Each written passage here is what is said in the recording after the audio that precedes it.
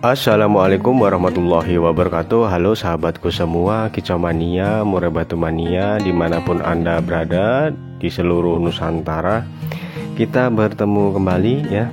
Pada kesempatan kali ini kita akan membahas tentang bagaimana sih cara merawat murai batu yang masih bahan ataupun muda hutan ya. Dan untuk permasalahan murai batu yang lain, teman-teman bisa cek di deskripsi di bawah video ini. Di situ sudah ada linknya, jadi teman-teman tinggal klik saja di situ ya. Ya, barangkali sudah ada pembahasan tentang permasalahan yang saat ini sedang teman-teman hadapi dengan murai batunya di rumah. Dan kita pun akan terus membuatkan video-video terbaru. Jadi untuk teman-teman yang belum subscribe, boleh subscribe dulu di sini dan tekan tombol lonceng notifikasinya agar nantinya teman-teman tidak ketinggalan dengan info terbaru kita. Dan juga setiap video di channel ini itu ada bagian awal, tengah, dan akhir. Dan itu adalah satu kesatuan yang utuh. Jadi menyimaknya itu baiknya jangan setengah-setengah, jangan di-skip-skip agar tidak gagal paham. Jadi sebelum kita membeli murai batu bahan, kita itu harus pahami dulu bagaimana sih kondisi murai batu bahan itu sendiri, agar nantinya dalam merawatnya tidak salah jalan. Karena ini resikonya itu besar sekali, yaitu kematian. Jadi jangan sampai lah ya. Jadi murai batu bahan kita juga sering sebut adalah muda hutan ya.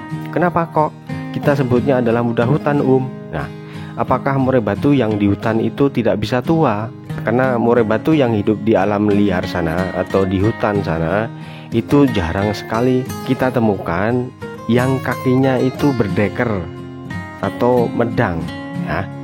Ini terjadi karena murai batu tersebut bisa hidup bebas, bisa liar, tidak ada tekanan sama sekali dari manusia, tidak disetting-setting. Intinya dia itu bebas berkeliaran. Nah seperti itu. Ya seperti kita lah ya. Kalau kita hidup itu penuh dengan masalah, dikit-dikit mikir, pasti kita akan lebih cepat kelihatan sedikit lebih tua. Nah, seperti halnya dengan murai batu yang hidupnya dirawat oleh manusia, dan ini dia itu tidak bisa bebas dan penuh tekanan karena dirawat di kandang yang cuman beberapa sentimeter saja. Maka dia ketika kita rawat itu mudah atau cepat kelihatan tua. Contohnya dia itu akan cepat kelihatan berdeker kakinya itu atau medang. Nah itu antara murai batu yang kita pelihara di kandang yang bulat dengan murai batu yang kita tangkarkan itu saja sudah beda kok ya. Jadi di kandang bulat itu akan sedikit lebih cepat dia itu berdeker kakinya.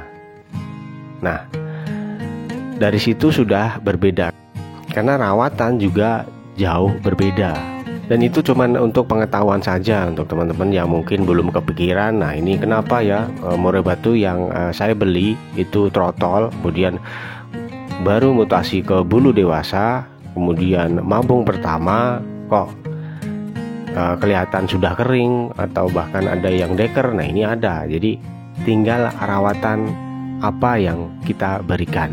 Jadi murai batu bahan yang baru kita beli, yang biasanya dia itu bebas hidupnya di alam liar sana, kemudian kita rawat, maka dia itu akan menganggap bahwa kita itu makhluk asing ya.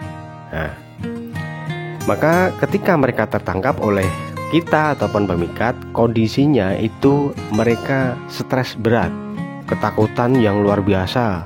Ini mengakibatkan kondisi mental, stamina, birahi, dan emosinya itu ngedrop semuanya.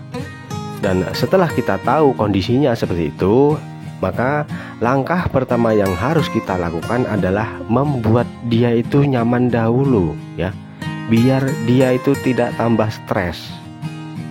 Dengan apa? Yaitu bisa kita berikan jor-joran ekstra puding sesuai kesukaan dia, bahwa dia itu di hutan sana makan ekstra puding, bukan pur, karena di hutan sana nggak ada yang berjualan pur.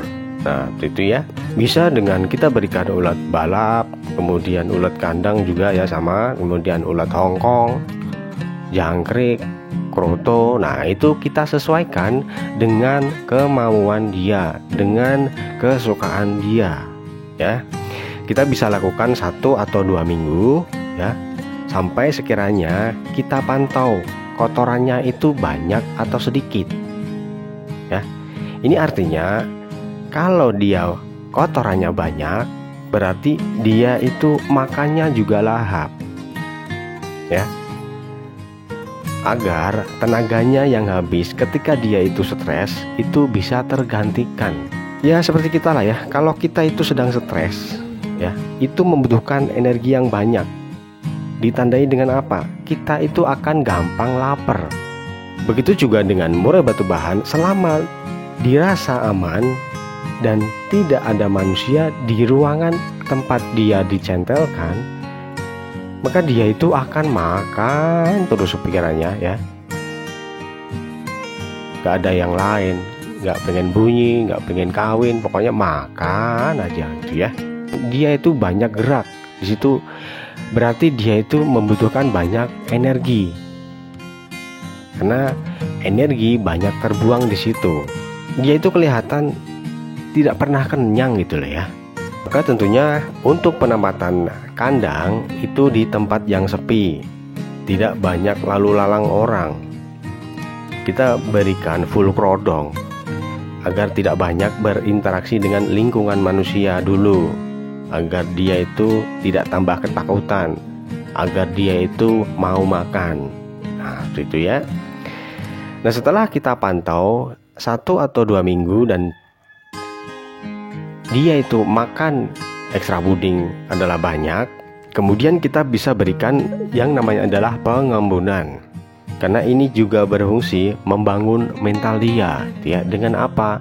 Berusaha menguasai lingkungan kalian ketika pagi hari, dengan catatan ketika kita embunkan, dia itu tidak memperlihatkan kalau dia itu tambah stres. Ya, bisa kita lihat dengan cara dia bergerak, gelabakan atau tidak. Kalau sekiranya dia menikmati, ya lanjut. Kalau dia terlihat gelapakan, ya stop. Nah itu. Kemudian kita juga kenalkan dia mandi. Tentunya juga ini harus dikaramba, jangan disemprot, jangan dipaksa harus mandi, ya. Kalau pas dikaramba, kita bisa tinggal sembunyi dulu. Kita lihat, pantau dari kejauhan. Jangan ditungguin di samping dia gitu ya. Ya jangankan dia mau mandi, ngelihat kita aja kayak ngelihat makhluk asing kan gitu ya teman-teman ya. Dan untuk perawatan yang lain seperti penjemuran, pengumbaran, trek, masteran, pancingan. Nah, di situ kita berikan itu menyesuaikan. Ya, umpamanya kita berikan adalah penjemuran, ya. Kita jemur sebentar, kok dia sudah menikmati, dia sudah di bawah sangkar mengepakkan sayap, berarti dia itu menikmati. Ya sudah, berikan penjemuran. Kemudian untuk pengumbaran, kalau kita masukkan ke pengumbaran umpamanya, nah ini memperlihatkan dia itu gelabakan pengen keluar, ya jangan berikan pengumbaran. Nah seperti itu. Kemudian kita jangan sering trek juga dengan murai batu yang lain, karena ini akan mengakibatkan mentalnya itu semakin ngedrop. Kemudian untuk masteran, apakah bagus diberikan atau tidak, nah itu kita juga menyesuaikan. Kalau dia kita berikan adalah masteran, dia memperlihatkan bahwa dia ingin keluar kandang ataupun takut, berarti kita stop pemasteran. Tetapi seumpamanya dia menikmati, dia mendengarkan, tidak dengan tarik leher, berarti dia bisa kita berikan pemasteran. Nah seperti itu ya. Jadi apapun rawatan yang akan kita berikan, kita harus paham dulu makna rawatan itu seperti apa. Jadi kan enak dalam kita merawat burung murai batu dalam keadaan apapun. Jadi rawatan murai batu muda hutan itu ada dua cara, yaitu cara aman dan cara ekstrim. Untuk rawatan di atas itu rawatan aman. Nah, di sini kita butuh yang namanya adalah kesabaran. Karena kalau untuk rawatan ekstrim itu tentunya akan cepat prosesnya, tetapi juga akan berisiko tinggi ya terhadap keselamatan dia. Salah sedikit bisa mati malah kan gitu ya teman-teman ya.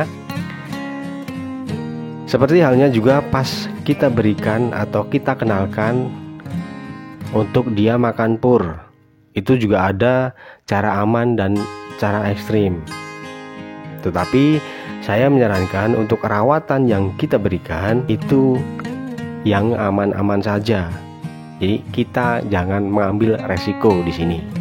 Dan untuk pengepuran kita akan bahas di lain video agar video ini tidak kepanjangan. Nah itu ya teman-teman, semoga bermanfaat, semoga bisa dipahami.